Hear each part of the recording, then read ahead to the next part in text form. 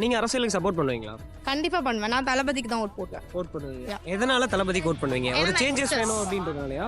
சேஞ்சஸ்னால இல்ல, தளபதியை பிடிக்கும் அதனால.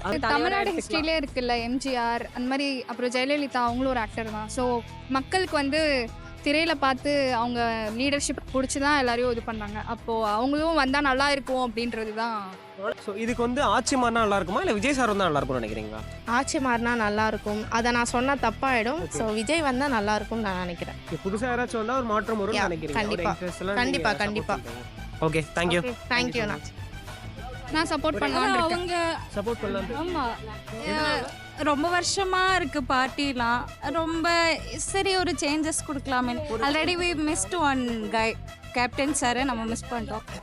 சிஸ்டமே மாற்றணும். சிஸ்டமை மாற்றினா தான் இங்கே நல்லா உருப்படும். மோஸ்ட்டாக விமனோட சேஃப்டியை விமன் சேஃப்டிக்கு நிறைய இது கொண்டு வரணும்னு நினைக்கிறேன். இப்போ ஆல்ரெடி நிறைய கொண்டு வந்துகிட்டு இருக்காங்க. இப்போ அதை தாண்டி ஸ்பெசிஃபிக்காக உங்களுக்கு இன்னும் இதில் கொண்டு வந்தால் நல்லா இப்போ இருக்கும். நீங்கள் கவனிச்சிங்களா, நிறைய ரேப் கேஸ் எதில் இந்த இயர் நிறைய ரேப் கேஸ் வந்துச்சுல. நிமா ஃபீல்ட்ல இன்னொருத்தர் வந்து பாலிடிக்ஸ்குள்ள வராங்கன்னா எனக்கு தெரிஞ்சு விஜயகாந்த் அவங்க சன் கூட வந்தா நல்லா இருக்கும்னு தோணுது. நல்லா இருக்கும். நல்லா